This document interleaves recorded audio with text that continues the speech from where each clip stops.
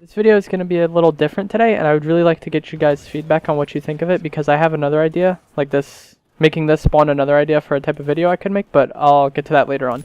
This is basically going to be about a survey I encountered on Reddit. Someone was trying to gather data for something, I think, as it pertains to the matchmaking. But what he wanted you to do was get 10 games and then record like your kills, your deaths, your wins, and then like what you did for the team. Like if it was domination, he wanted to know like how many caps you got like per average game, or like if it was team deathmatch, he wanted to know kills. I decided to play 10 games of team deathmatch, and I just played the first 10 games that I played that day. I just recorded the gameplay and then recorded the stats obviously through that. This first game was obviously the first game I played of the day, and when I get on, I'm generally, my first few games, my aim is pretty bad, so I just try to go with a stealth NV4 setup. My aim was really bad and I lost a lot of gunfights for it, and I really was just trying to flank and trying to get control of mid using the statue on Precinct. This statue spot's really good because you can see in the mid you have a lot of different angles. Generally submachine guns and like shotguns kind of dominate that area, but if you can get on the statue and control it, you can keep them out of mid with whatever like ranged weapon you want. Sniper works well here, and LMG works well here, and the NV4 works well as well.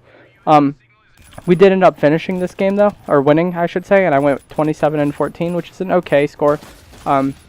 Barely a 2, not really, but yeah, so not really that great. Game 2 was on Breakout, and I generally do really well with my Raw class here. I generally use the VMC sight, Quick Draw, Stock, and a Silencer on my Raw, as well as the Man-at-Arms trait, which allows you to move at your normal base speed. Although recently it's been like, I think exclusive Ace noticed this first, is that Synaptic will give you SMG sprint out time when you have an LMG, so I might start using Synaptic on my LMG. But I don't know, sprint out time isn't that great on my LMG, like it's nice, but with this LMG I'm generally posted up more. But on this map I really was just playing off the mini-map and filling gaps. My aim still wasn't that great. Generally on this map I try to stick between like graveyard area and then mid, just kind of bounce back between the two as I need to and get kills that way. But I feel like the enemy team was kind of playing kind of weird this game, so I just tried to like fill gaps wherever I could. Finished out 33-14. Still not that great of a score. My aim was still pretty bad this game, but it was definitely an improvement over the first game where I was really struggling to hit shots. Game 3 was on Throwback, and towards the end of that second game I felt like my aim was getting good, like to the point where it was just as it was going to be, like it wasn't bad anymore. So I wanted to use the ERAD and be aggressive as possible and just hit the enemies constantly. But these enemies were really sticking together a lot and like flanking off where their team was. Like you would shoot one guy and then there'd be another guy on your flank.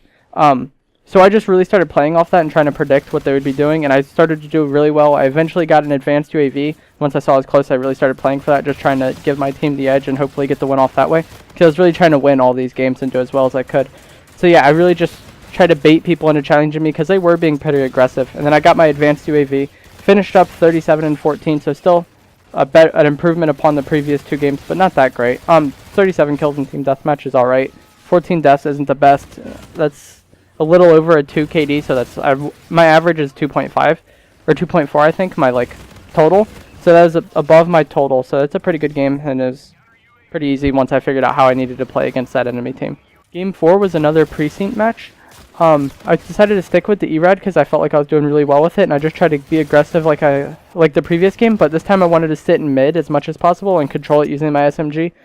Typically mid control on Precinct will win you the game just because there's a lot of people that filter through there regardless of where they spawn. So yeah, I was just trying to control mid with my SMG and be aggressive when it was needed. Sometimes I would go on flanks if it was needed. And then we eventually did lose because it was a close game throughout, but we lost because the enemy team got an Apex out of a care package. And at that time they were up by like 3, I think, and it was like 81-84. Or maybe a little bit before that, but they were very close, and it was towards the end of the game, and they got that Apex out of a care package, and my team just couldn't come back from it. Finished 31-14, so it's worse than the previous game, but still not too bad. It was over a 2. I don't feel like I was the reason why my team lost there. Game 5 was on Crusher, and this is a map that most people don't like, from what I've seen, but I do like this map a lot, and I really like to be aggressive on it. So this game I really wanted to use the K-bar and just be as aggressive as possible and just constantly be a nuisance to the enemy team. But the enemy team, there was like 2 or 3 people on it using shotguns off the start, so I just really started playing a lot slower, trying to watch flanks, pre-aim a lot more, and then just basically keep the enemy at distance the best I could. This ended up working out really well, and the shotgunners did leave like later on in the game, and I could pick the pace up. For this game, I did swap out advanced UAV for my Thor just because of how that care package kind of screwed us the game previously. I thought if I could get to the Thor, I would just win the game based off that, rather than getting a... my previous strategy was just to get an advanced UAV and hope my teammates could get kills off that, but we lost that precinct game, so I just wanted to be a little bit more selfish and get the Thor. I don't think I got it this game. It really wouldn't have mattered as much on Crusher. But yeah, I did finish 38-8 on this map. It went very well. I love this map. I'm generally really good on it. So yeah, this is the best game so far. It's a really good KD, good kills. Like, everything went very well that game. Game 6 was on Genesis, and I just decided to stick with the K-bar and try to be aggressive, but my teammates really didn't move around the map a lot, and we ended up getting trapped in bar for most of this game.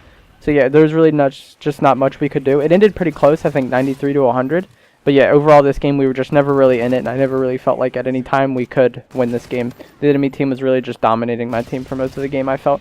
I finished 34-12, so it's not a bad score, almost a 3 KD. I did what I could to help the team, but they just refused to leave the bar for most of the game, so we got trapped there a lot, and then there's just not much we could do. Fighting from very poor positions most of the game, and then from that point, like, the enemy team just, there's not like much they could have done to lose at that point. Game 7 was on Skydock, another map that I like a lot. On this map, I just wanted to be aggressive with my E-Red and sit in mid. I would fly out wherever the enemy team was spawning and help my teammates put shots on them. Mid control on this map is really, like, ideal because you can really challenge anywhere they spawn. Like, generally people spawn on the rocket, or they spawn, like, on their side of mid, and then they'll kind of flow towards mid. So, like, generally, no matter what, regardless of where they spawn, they'll flow towards mid, and then you can really just put shots on everybody. You'll have a position advantage too, like, height-wise. So if you, like, jump out of there, they're not really going to be ready for it. You can easily get a bunch of kills. I got my Thor very early on in this game, and then it's pretty much game over from there. Like, there's no, like, at that point, we were at such a lead that they couldn't really come back. I finished up 48-6, so really good game, probably the best game I had thus far into the series. Yeah, getting the Thor very early on just seals the deal, and it makes the game really easy from that point on. I was using the new legendary variant of the Thor, which allows you to switch positioning, and it helped me a lot on this map just because there's a lot of this map where you can't shoot, but there's you can generally shoot at, like, where they're going to be spawning. If you have the normal version, once you're out of that area, you just can't really do anything for the remainder. But if you could switch your direction and then boost as well, you could really decide where you want to be and just put shots in wherever they are. You can either hover. If you just keep switching direction and don't really get any far, you can just hover over their spawn and just keep bombarding them with missiles. And that's pretty much what I did for most of this map when I was in the Thor. Next we had Frontier for Game 8. I really have hated this map for the entirety of Infinite Warfare's existence, ever since I played it in the beta, I think. I don't know, this map has just never been something I enjoyed at all. I wanted to be aggressive and flank with my E-Red, but the enemy team was playing pretty passive. And I think at one point we were only playing like 3 people. I did end up getting a Thor, but that was the point where they only had 3 and they were just sitting back in like their spawn the entire time, where I really couldn't do anything about it. So yeah, it was a pretty uneventful, boring game for most of the time. I did finish 47-8, but I don't know. It was pretty boring to play, and there's just not much going on for most of the game since we were only playing 3 people. For Game 9, we had Nor. I don't really know how to say that. It's foreign in some way. I think it's Nor, like Noir. That's the name of the map, or Noir. I don't fucking know how to say that shit. But this is another map I don't like. I just feel like I haven't played it enough to really know like how I'm supposed to be playing it. So I just played it based off my minimap. I just tried to fill gaps, like where my teammates needed me, where they were weak. I would go there and just try to get as many kills as I could. A lot of the fights just occurred in mid, and mid in this map is very open. I don't really like it as much. There's a lot, like, mid is mostly open, and then there's a few spots where the enemy's team, or people could just pop out and shoot you. Overall, I just don't like this map at all. Yeah, I never really enjoyed this map from what I've played of it, but I haven't played it very often, so maybe that will change going forward in the future at some point. I did finish 43-14. Good game, decent, not that bad. I was happy to get 43 kills, even though I really feel like, I don't know, like, really feel out of place on this map. So it was good to put up a decent score and win the game, even though I didn't really feel comfortable on this map. The final game, Game 10, was on the Afghan remake. For this map, I just wanted to sit on top of the hill with my Volk Goliath and put in shots wherever I could and keep the enemy team off this hill. Well, from what I've noticed, a lot of the traffic kind of like centers around this area. Most people will be trying to get to the bunker, or they'll be trying to get to like the opium fields, just dependent on where they're spawning. So you can really just cut off traffic in either direction and then get a lot of kills that way. I did get a Thor pretty early on, and like I said before, that's just wins you the game outright. Finished 41-8, decent game, not bad. The Volk Goliath has a huge advantage on this map. I noticed a lot of people like just are bad on this map. I don't know what it is. This map's generally pretty easy for me to do well on, even though I don't really enjoy playing it because it is very large and can be very slow at times. So those were the 10 games for the series. Like I said, this was for a survey on Reddit. I'll link it down in the description. If you could go complete it for him, that'd be great. Like I said, I don't really know what it's for, but he's gathering data for something. So if you're playing the game, you might as well contribute to it. I finished with 379 kills and 112 deaths, with a KD of 3.4, averaging 38 kills per game, and I won 8 out of 10 games, so a pretty decent score, and I was playing alone for all of that. So it's a very decent score. Having a 3.4 KD when my overall KD is 2.4, I thought was very good. It was a whole like number above. So yeah, like I said, I'll link this in the description. Please go check it out, and please comment down below what you thought of this. I think I'm gonna try something new soon with this idea, kind of the center of it. So yeah, just please let me know what you thought of this.